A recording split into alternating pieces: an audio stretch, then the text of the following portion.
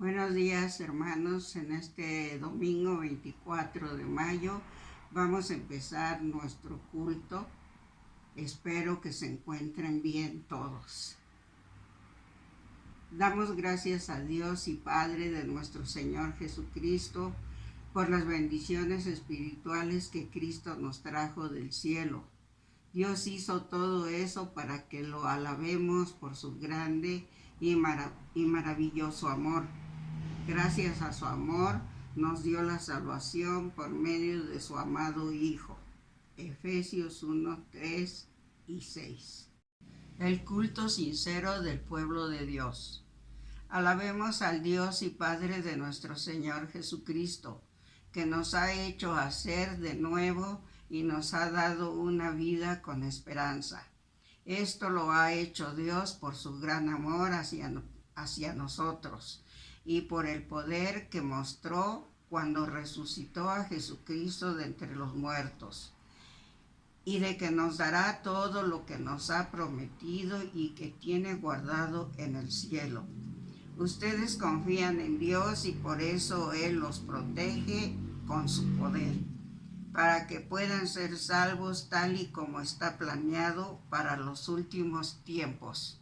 Primera de Pedro 1, 3, 5. Amén.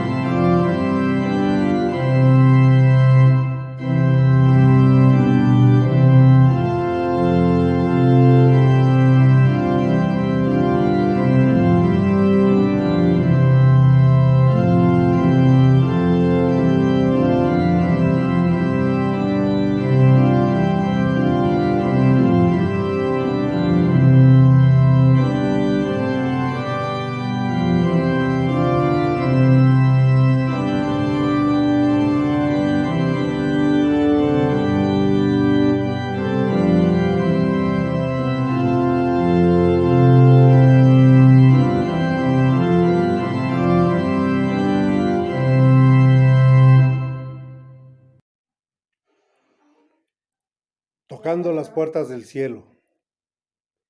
Porque hemos pecado una vez más contra ti, Señor, imploramos tu eterna misericordia y compasión. Confiamos totalmente en el poder mediador de tu Hijo Jesucristo, y por él venimos a rogar tu perdón. Hermanos, cada uno en forma personal y en lo íntimo de nuestro corazón, vengamos ante la presencia de nuestro Señor, pongámonos a cuentas con Él e imploremos su perdón. Oremos, hermanos.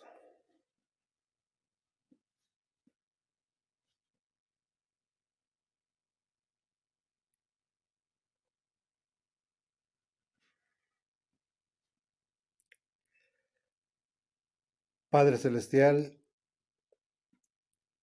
te damos muchas gracias por la oportunidad que nos das nuevamente de acercarnos a tu trono de gracia, Señor,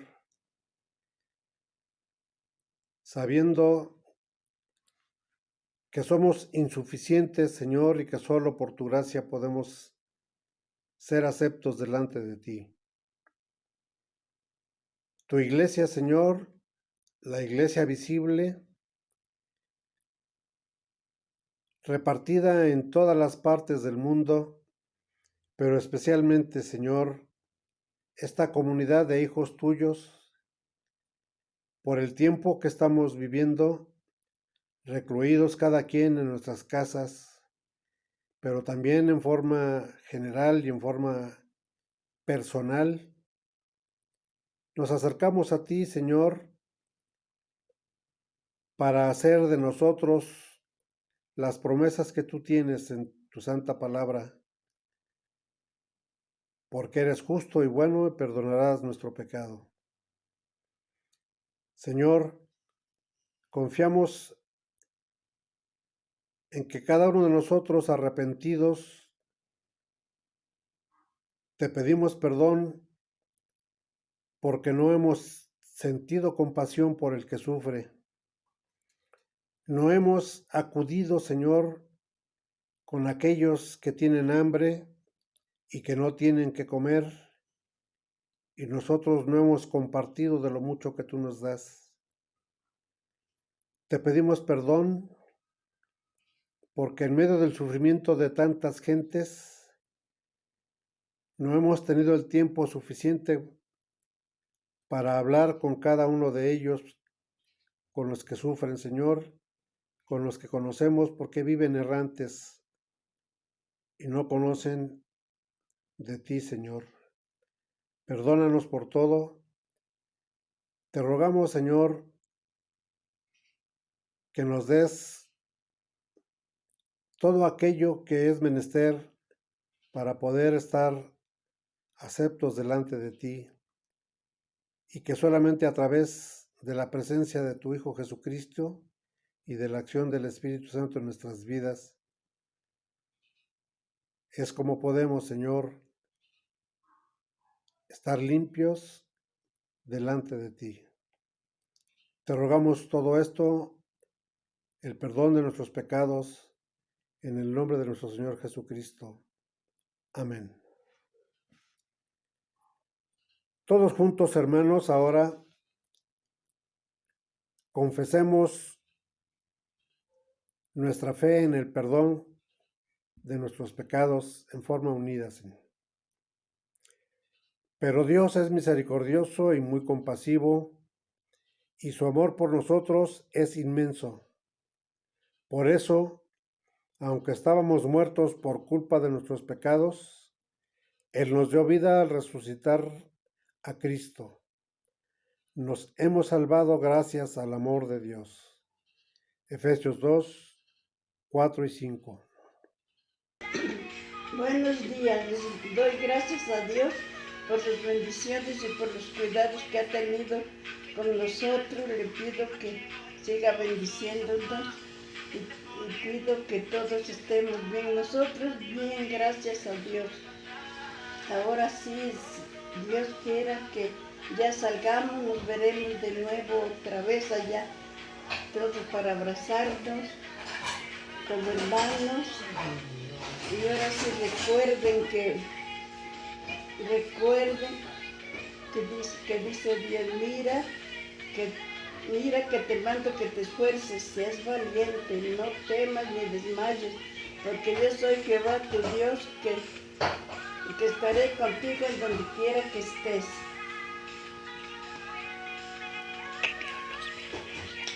Hermanos, y que Dios los siga bendiciendo y que tengan fe, confianza en Dios, y no se olviden que hay un Dios que Él nos está cuidando y que está siempre con nosotros. No perdamos la fe ni la esperanza que todo esto va a salir bien. Verán como si todo saldrá bien. Con la ayuda de Dios, no nos desesperemos por todo esto que nos ha pasado. Al contrario, hay que salir adelante, todos apoyarnos, orar, todos en conjunto, cada quien allá en sus casas, para que todo nuestro país se comporte y esté todo bien. Amén. Tendremos ahora, hermanos y hermanas, estos momentos de intercesión, en los cuales pediremos a nuestro Dios por todo lo que está aconteciendo y porque la mano sanadora de nuestro Dios se haga presente en este mundo, que Él mande consuelo y paz a toda la gente necesitada. Te rogamos, Señor, en esta hora complicada, difícil para la vida de este mundo y de la humanidad, que tu presencia bienhechora se haga presente en medio de aquellos que sufren, las familias que ahora enfrentan tantas dificultades, y que, Señor, tu paz, tu presencia, tu espíritu puedan estar, Señor, cerca de cada persona, de cada familia. Te pedimos por nuestro país, por todo lo que se está haciendo para superar esta pandemia, que pueda haber buenos resultados, que los tratamientos funcionen, Señor. Bendice también a los médicos, a las enfermeras, a todos aquellos que sean involucrados en estas tareas. Te pedimos por tu iglesia, que tú la sostengas en su fe y que podamos dar testimonio, Señor, de tu amor y de tu cercanía a todos aquellos que estén cerca de nosotros. Te lo pedimos en el nombre de Cristo Jesús. Amén. Buenas tardes, hermanos. Vamos a tener la lectura del Antiguo Testamento, el Salmo 90, del 1 al 5 y del 13 al 17. Dios nuestro, tú siempre has sido nuestra casa, desde siempre y hasta siempre. Desde antes de que crearas las montañas, la tierra y el mundo, tú has sido nuestro Dios. Tú marcas el fin de nuestra existencia cuando nos ordenas volver al polvo. Para ti 1000 años pasan pronto, pasan como el día de ayer, pasan como unas horas de la noche. Nuestra vida es como un sueño del que nos despiertas al amanecer. El versículo 13, Dios nuestro, ¿hasta cuándo vas a abandonarnos? Vuelve a ser nuestro Dios, compadécete de nosotros, pues somos tu pueblo. Permítenos comenzar el día llenos de tu amor, para que toda la vida cantemos llenos de alegría. Ya hemos tenido 2 días de tristeza y muchos años de aflicción. Devuélvenos esa alegría perdida. Permite que nosotros y nuestros hijos podamos ver tu grandeza y tu poder. Dios nuestro, muéstranos tu bondad y bendice nuestro trabajo. Sí, bendice nuestro trabajo. Amén. Ahora tendremos nuestra lectura del Nuevo Testamento, que se encuentra en Juan 17, del 5 al 11. La palabra de Dios dice así: Ahora, Padre, dame el poder y la grandeza que tenía cuando estaba contigo, antes de que existiera el mundo. A los seguidores que me diste les he mostrado quién eres. Ellos eran tuyos y tú me los diste, y han obedecido todo lo que les ordenaste. Y ahora saben que tú me diste todo lo que tengo porque les he dado el mensaje que me diste. Y ellos lo han aceptado, saben que tú me enviaste y lo han creído. Yo ruego por ellos, no pido por la gente que no acepta y que solo piensa en las cosas de este mundo. Más bien pido por los seguidores que me diste y son tuyos. Todo lo que tengo es tuyo y todo lo que tú tienes es mío. Y en todo esto se muestra lo grande y poderoso que soy. Padre Celestial, dentro de poco ya no estaré en este mundo, pues voy a donde tú estás, pero mis seguidores van a permanecer en este mundo. Por eso te pido que cuides y que uses el poder que me diste para que se mantengan unidos como tú y yo lo estamos. Amén. Señor, Tú has sido nuestro refugio de generación en generación. Salmo 91. En días en que vivimos en nuestro refugio doméstico, los que tenemos ese privilegio, es bueno recordar, además de la seguridad de nuestros hogares, que esto viene a ser como una especie de metáfora de una realidad más profunda, del hecho de que Dios es nuestro refugio en esta generación como lo ha sido en generaciones anteriores.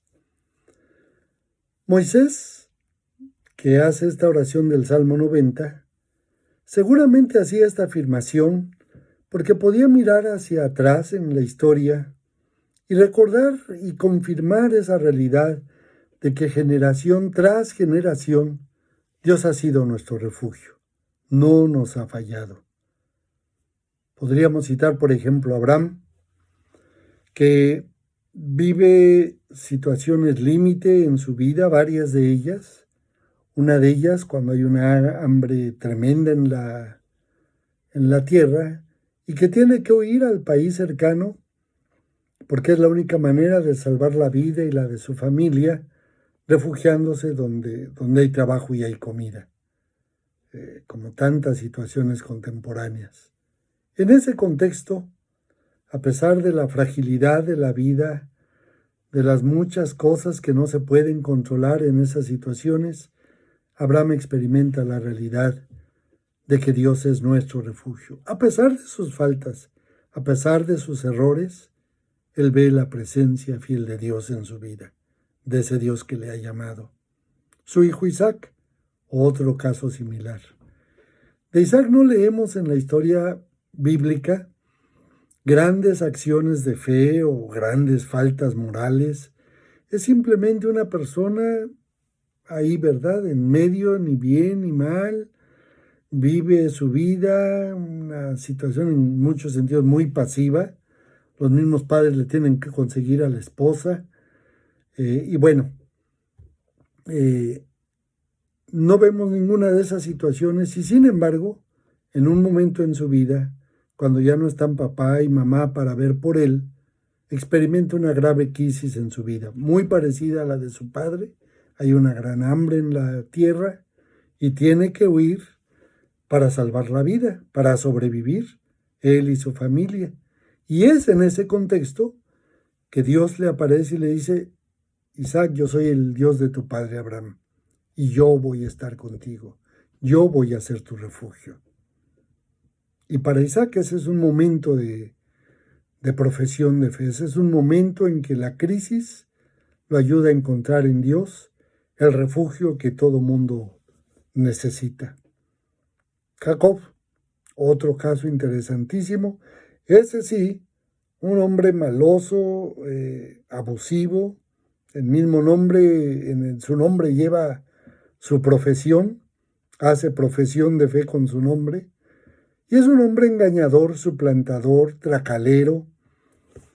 Pero en ese contexto, en una situación en la que también va huyendo por su vida, por salvar la vida,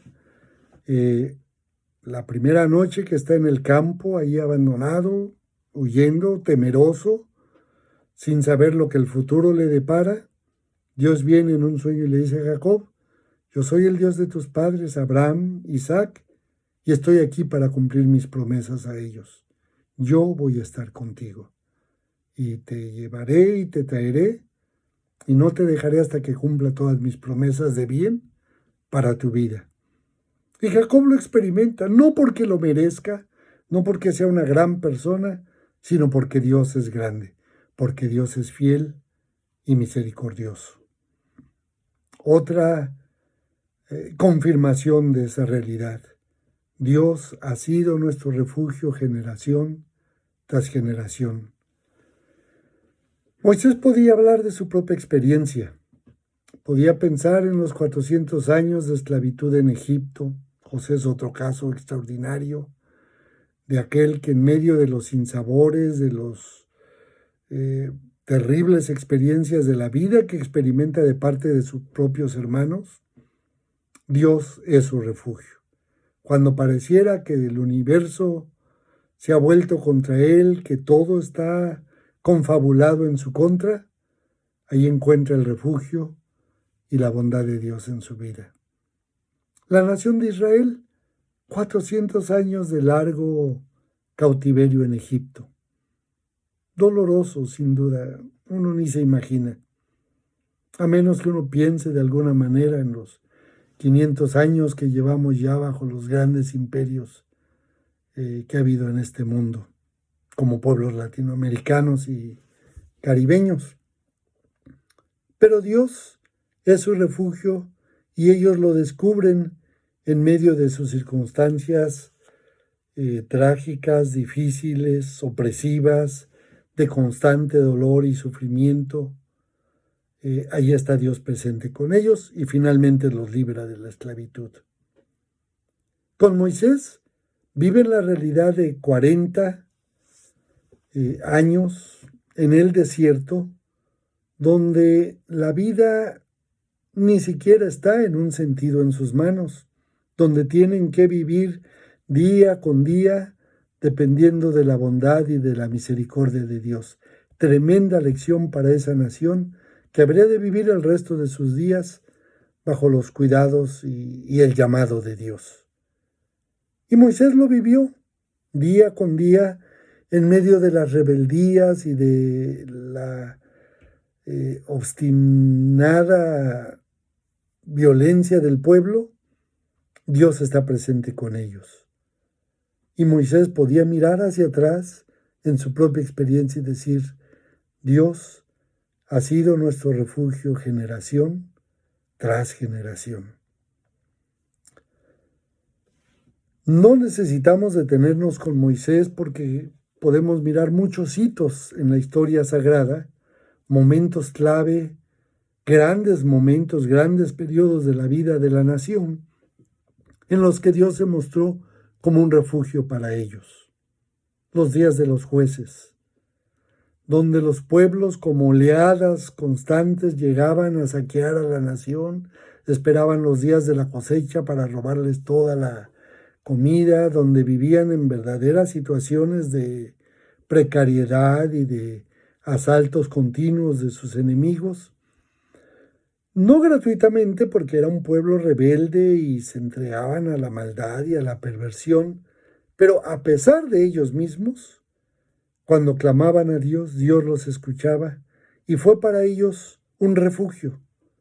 Señor, tú has sido nuestro refugio generación tras generación. David, una vida azarosa, difícil, vivía a salto de mata tanto al principio como al final de sus días. Muchas veces vivió con la vida en un hilo, pendiente de lo que venía sucediéndole para terminar allí y sin embargo David, como lo celebran tantos de sus himnos, de sus salmos, confiesa esa realidad de nuevo. Dios ha sido nuestro refugio, generación tras generación. Los días de los reyes, después de David. Es un periodo oscuro con pequeñas luces, pero de grandes momentos de abierta rebeldía, de injusticia, de maldad en la vida de la nación, donde Dios, pues finalmente, al no responder al llamado de los profetas, envía su castigo y van a dar al cautiverio después de un asedio espantoso sobre la ciudad que trajo una desolación espantosa. Si ustedes leen, por ejemplo, el Cantar de los Cantares, verán una descripción bastante gráfica del sufrimiento de aquella nación que sufrió la violencia de los babilonios y que, sin embargo, en medio de todo ese dolor, de toda esa desolación, alguien como Jeremías en sus lamentaciones va a encontrar motivos para celebrar la misericordia y la fidelidad de Dios en su vida. Sabe descubrir en medio de un campo de muerte la fidelidad de Dios, que Dios es su refugio generación tras generación. Jeremías dice, tus misericordias son nuevas cada mañana. Tu fidelidad no tiene límites. Dios fue su refugio en medio de una de las peores desolaciones y situaciones de muerte que la nación experimentó. Y a partir de allí, Israel vivió bajo la sombra de los imperios sucesivos, empezando con los babilonios, medos, persas, griegos, romanos. Todos ellos, cada uno fue añadiendo su dosis de opresión, de exterminio, de desolación, de dolor, de muerte en la vida de esa nación. Pero Dios fue su refugio aún en las peores circunstancias. Libros como el de Esther, Daniel, Esdras, Nehemías, nos muestran cómo Dios va obrando para mostrarse en la vida de ese pueblo cautivo, bajo los poderes en turno que fueron sucediéndose uno tras otro. Dios se mostró como su refugio generación tras generación. Jesús obviamente no es ajeno a esa realidad y en medio de la oposición y violencia que experimentó en su vida, gratuitas, porque lo único que hizo fue el bien para merecer semejante oposición. Sin embargo, Jesús supo reconocer en momentos claves de su vida, aún ante la inminencia de la muerte, la presencia de Dios, el hecho de que Dios era su refugio. Aun cuando no se podía sentir o mirar o palpar o discernir en las circunstancias de la vida, en la misma cruz, Jesús sabe que Dios es su refugio. No lo puede explicar, pero sabe que está allí. La iglesia primitiva, que tuvo que crecer básicamente los primeros 3 siglos de la historia, en medio de las grandes persecuciones que el Imperio Romano, una tras otra, desató contra los creyentes en todas partes del imperio para anular su presencia y su influencia en el imperio. Y sin embargo, Dios fue su refugio generación tras generación. Pablo, que en muchos sentidos es un Job del Nuevo Testamento, recuerden los pasajes en 2 Corintios donde describe su vida de continua incertidumbre, de peligros de muerte constantes uno tras otro. Pablo, en algún momento, cuando está reflexionando también en el sufrimiento en este mundo, hace un resumen allá en Romanos 8, con esto terminamos, y al estar tratando de explicar, de entender el sufrimiento actual, él dice,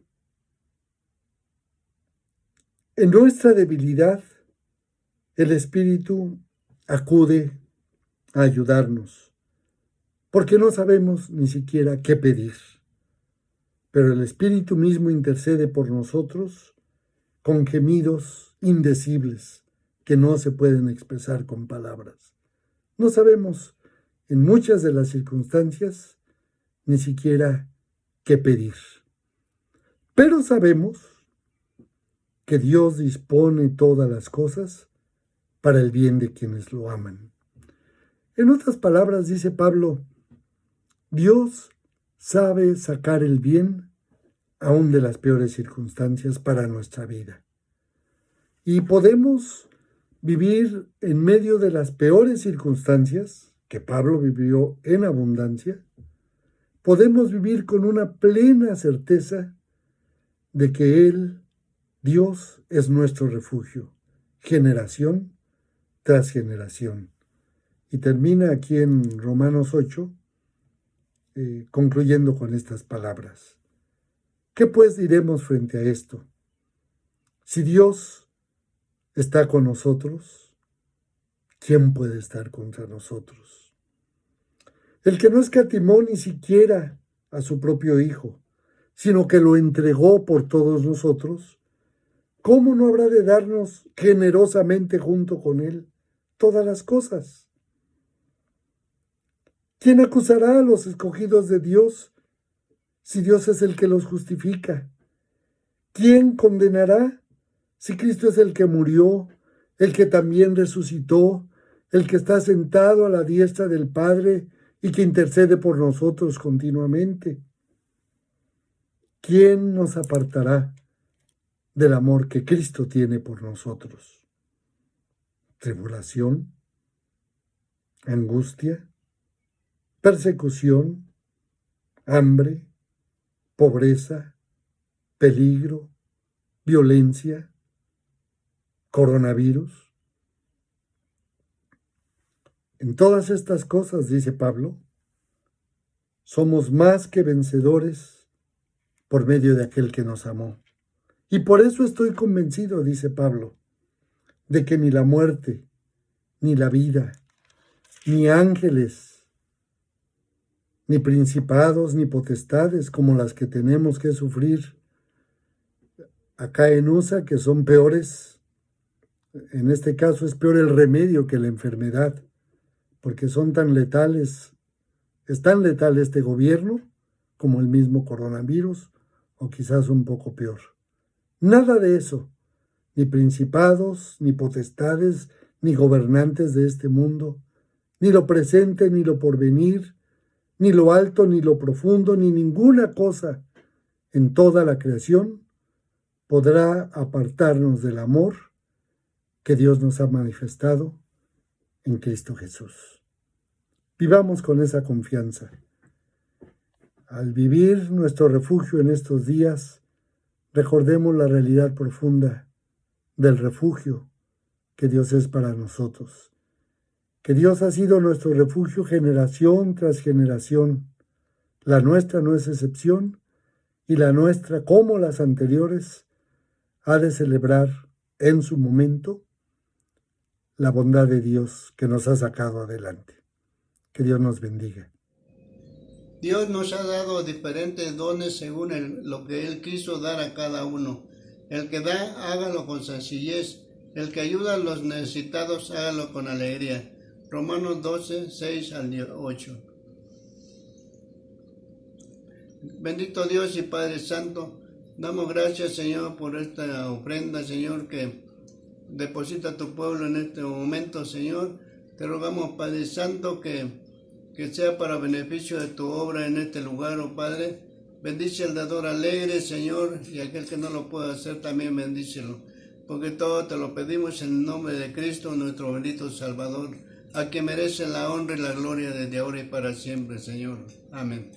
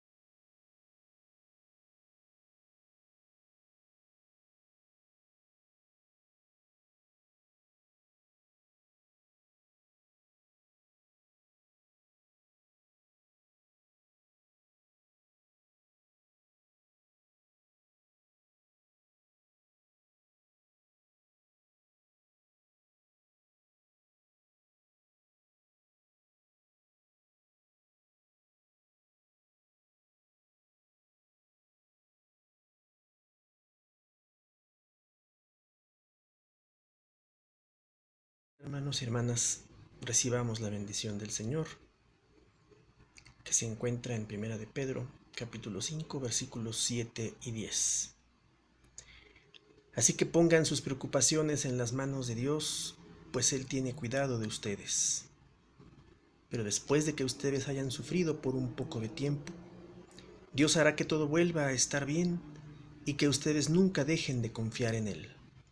Les dará fuerzas para que no se desanimen y hará que siempre estén seguros de lo que creen. Amén. Que el Señor nos bendiga y nos capacite para llevar su nombre, para llevar su evangelio y todo lo que éste representa a todos aquellos que lo requieren y que podamos dar fe de la obra de salvación que ha hecho en nosotros. Amén.